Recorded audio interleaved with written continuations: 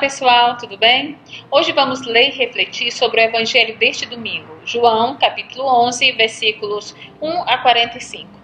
Trata-se de uma narração, então vamos tentar fazer uma leitura narrativa, onde dividiremos o texto conforme sua estrutura. Versículos 1 a 2. A apresentação da situação inicial. O narrador mostra que a história que está por contar trata-se de 3 irmãos, Lázaro, Maria e Marta. Eles viviam em Betânia e tinham uma relação de proximidade com Jesus, visto a história que se passara entre Jesus e Maria. Acontece que Lázaro adoece. Versículos 3 a 6. Inicia-se propriamente a história. As irmãs mandam avisar Jesus da situação do irmão, o que parece ser grave, pois sabemos desde o capítulo 10, versículos 39 a 40, que Jesus se encontra para além do Jordão. Isso dá mais ou menos 35 quilômetros de distância. Então, se elas mandam avisar, é porque a situação não é nada simples. Qual é a reação de Jesus? O narrador deixa que escutemos diretamente da boca de Jesus. Depois, o narrador diz o que realmente acontece. Muito curioso, porque a resposta de Jesus que merece ulterior explicação. Em que consiste essa doença? Não leva à morte. Ela serve para a glória de Deus, para que o Filho de Deus seja glorificado por ela. Mas o narrador escolhe simplesmente deixar claro que Jesus não retorna de imediato, o que dá à história uma tensão, porque, tirando o dia de viagem para avisar Jesus e mais 2 dias que ele permanece ali, soma-se já 3 dias de estado grave da saúde de Lázaro. E então inicia-se o conflito. A primeira complicação, versículos 7 a 14. O narrador deixa-nos assistir a conversa entre Jesus e os discípulos. Trata-se de um conflito porque Jesus decide ir à Judeia. E os discípulos recordam que isso põe em risco a vida dele, já que os judeus queriam apedrejá-lo. E Jesus usa uma linguagem metafórica, caminhar na luz para não tropeçar. Lázaro dorme. E o narrador faz uma pausa no diálogo para dizer que os discípulos não entendem a linguagem de Jesus. E então o narrador retoma o diálogo e vemos que se dá outra conversa.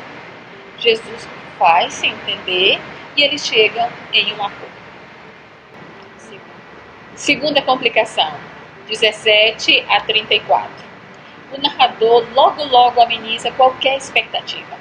Jesus, ao chegar em Betânia, Lázaro já havia sido sepultado há 4 dias. E ainda, o narrador enfatiza a distância entre Betânia e Jerusalém, lugar onde queriam apedrejar Jesus. Notem aqui que a tensão cresce na narração. E o narrador se aproveita disso para desacelerar o ritmo e deixar-nos assistir ao vivo o encontro de Jesus com as irmãs enlutadas. Vamos analisar cena por cena. O primeiro encontro com Marta. O narrador descreve primeiramente o ambiente da cena. Marta estará sozinha.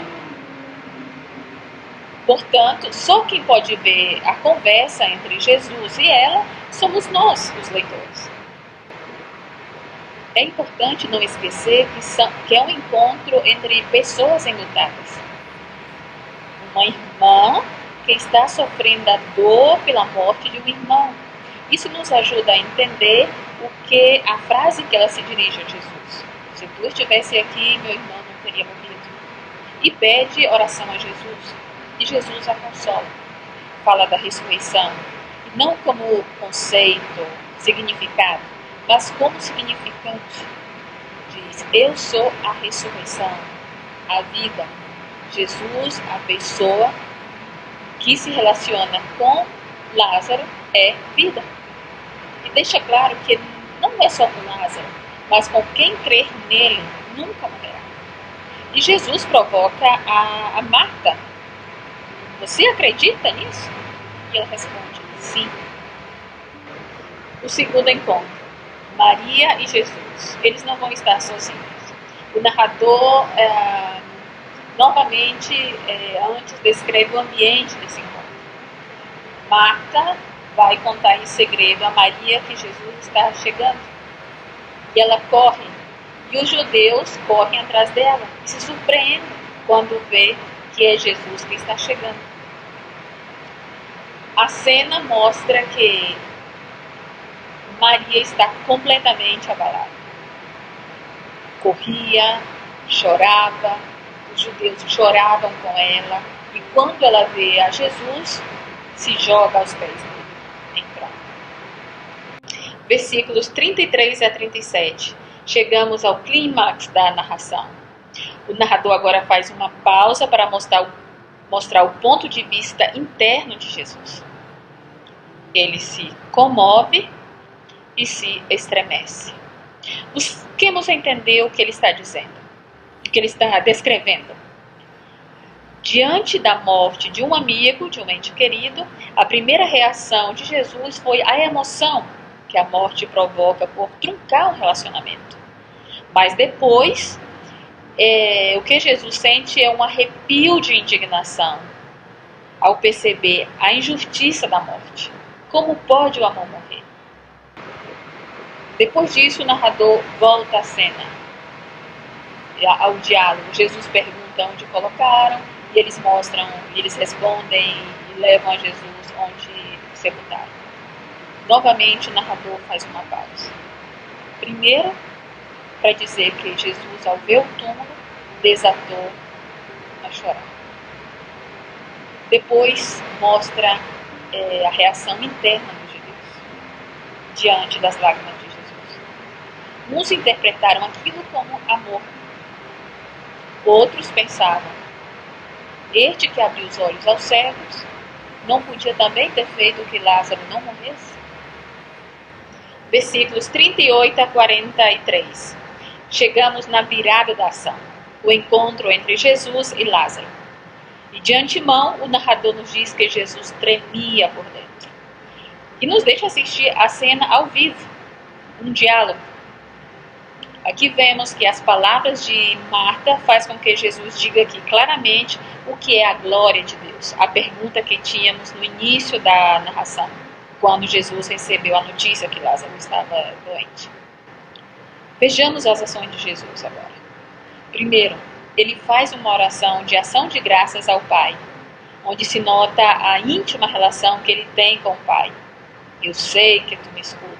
E ratifica que isso é somente para os que estão assistindo a cena, creiam que ele foi enviado pelo Pai. Quem está assistindo a cena?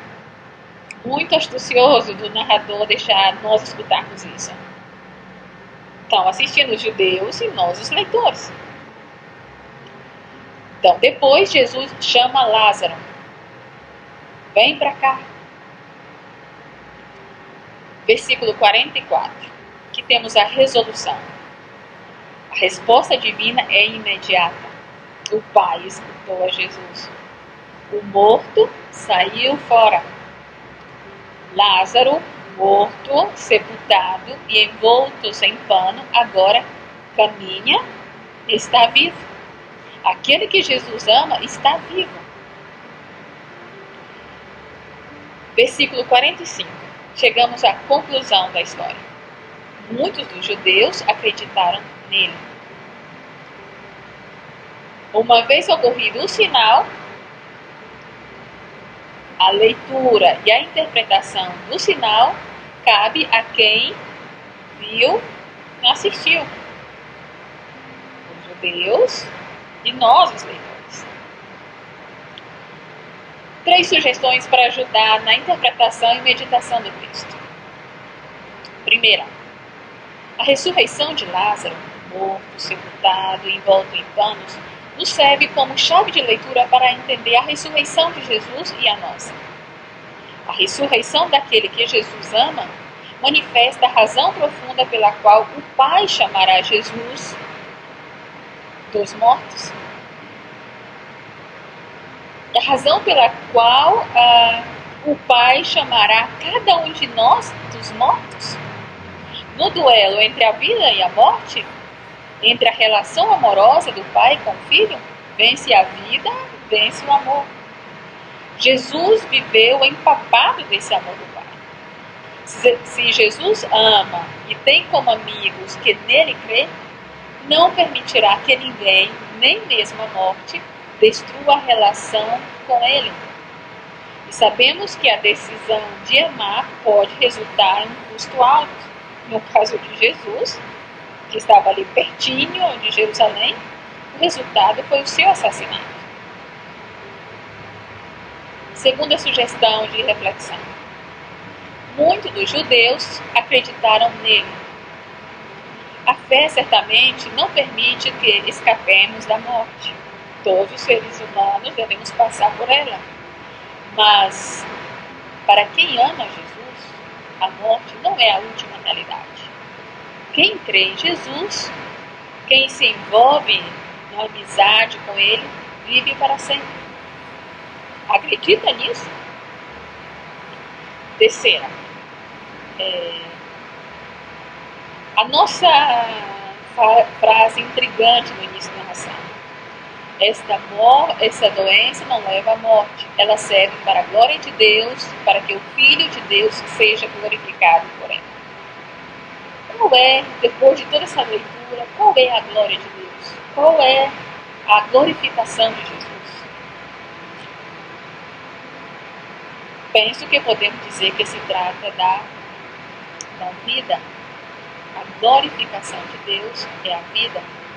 A glorificação de Jesus é o amor. Por fim, gostaria de sugerir uma canção do nosso irmão Silvio Rodrigues, Te Amarei. Um abraço, boa meditação e feliz domingo.